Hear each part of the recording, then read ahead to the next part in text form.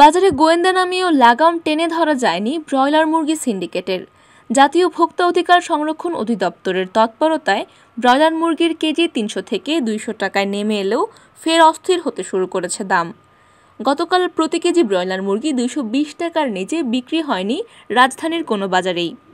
মুরগির দামের অস্থিরতার পেছনে কারা রয়েছে তা উঠে এসেছে বাজার তদারকির দায়িত্বে থাকা বিভিন্ন সরকারি দপ্তর ও একাধিক গোয়েন্দা সংস্থার গোপন প্রতিবেদনে। এসব প্রতিবেদন ইতোমধ্যেই সংশ্লিষ্ট মন্ত্রণালয়ে জমা হয়েছে। এই গোপন প্রতিবেদনে ব্রয়লার মুরগি ও মুরগির খাবার উৎপাদনকারী 4টি কর্পোরেট প্রতিষ্ঠানের নাম এসেছে। প্রতিদিন বাজারে গড়ে ২,০০০ টন মুরগি সরবরাহ করে থাকে এসব বড় কোম্পানিগুলো। এর মধ্যে ওই 4 প্রতিষ্ঠানকে ডেকে ভোক্তা অধিদপ্তর সতর্ক করলেও ফের তারা কলকাঠি নাড়তে শুরু করেছে বলে অভিযোগ রয়েছে।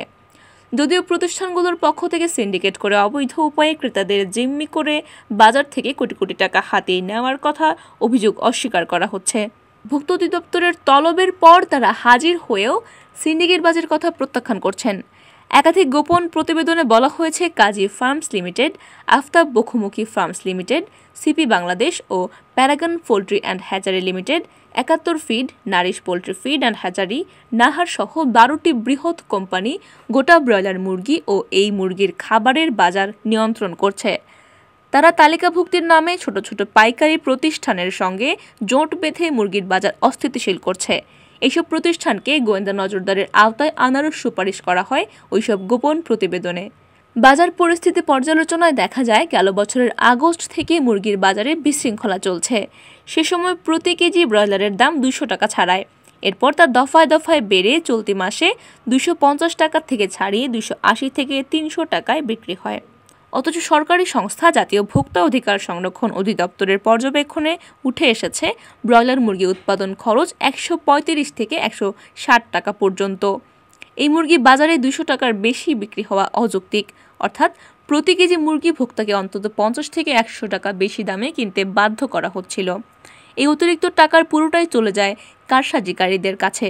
এদিকে প্রান্তিক খামারিরা বলছেন কর্পোরেট কোম্পানিগুলো তাদের সঙ্গে চুক্তিবদ্ধ খামারিদের জন্য মুরগির বাচ্চার দর সব সময়ের জন্য ৩৫ টাকা এবং ফিডের বস্তা ২৬০০ টাকা নির্ধারণ করে রেখেছে।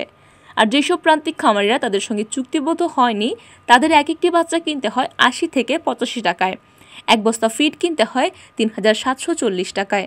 এতে চড়া মূল্য দিয়ে বাচ্চা ও ফিড কিনে মুরগির উৎপাদন করতে গিয়ে লোকসানে পড়ছেন প্রান্তিক খামারিরা। আবার খামারিদের মুরগি বাজারে আসা শুরু করলে কর্পোরেট প্রতিষ্ঠানগুলো কম দামে মুরগি বিক্রি করে। এতে বড় ধরনের লোকসানের মুখে পড়ে বাজার থেকে ছিটকে পড়ছেন প্রান্তিক খামারিরা। বাংলাদেশ পোল্ট্রি অ্যাসোসিয়েশনের পরিসংখ্যান বলছে কর্পোরেট প্রতিষ্ঠানের সঙ্গে প্রতিযোগিতায় টিকিয়ে থাকতে না পেরে ১ লাখ প্রান্তিক খামারি তাদের পোল্ট্রি খামার বন্ধ করতে বাধ্য হয়েছে। মাত্র ৬০,০০০ প্রান্তিক খামারি এখনও লড়াই করে যাচ্ছেন এই কর্পোরেটদের মারপেচের মধ্যে।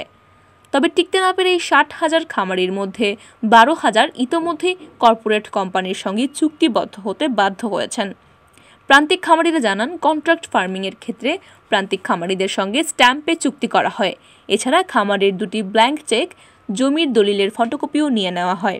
লোকসান হলে খামারিরা টাকা পরিশোধ করতে ব্যর্থ হলে ২০,০০০ টাকা পাওনার বিপরীতে ২০ লাখ টাকার মামলা করে কর্পোরেটগুলো।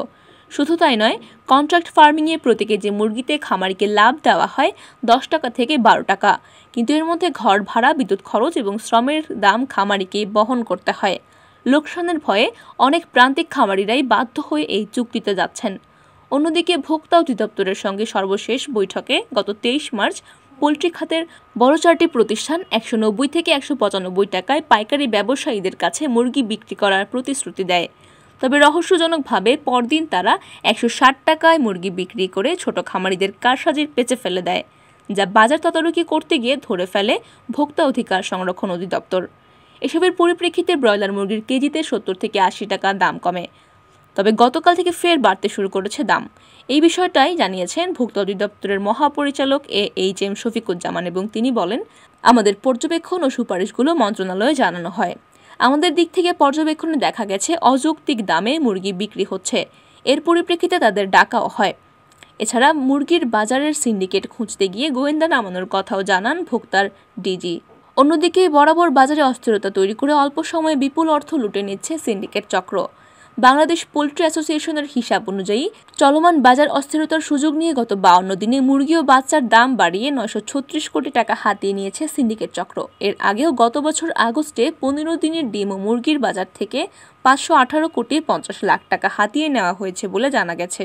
ভোক্তা অধিকার নিয়ে কাজ করা কনজিউমার্স অ্যাসোসিয়েশন অব বাংলাদেশের সভাপতি গোলাম রহমান বলেন, আড়াল থেকে বড় প্রতিষ্ঠানগুলো বাজার নিয়ন্ত্রণ করছে। এর আগে কয়েক দফায় তাদের সঙ্গে বৈঠক হলেও কোনো সুফল মেলেনি।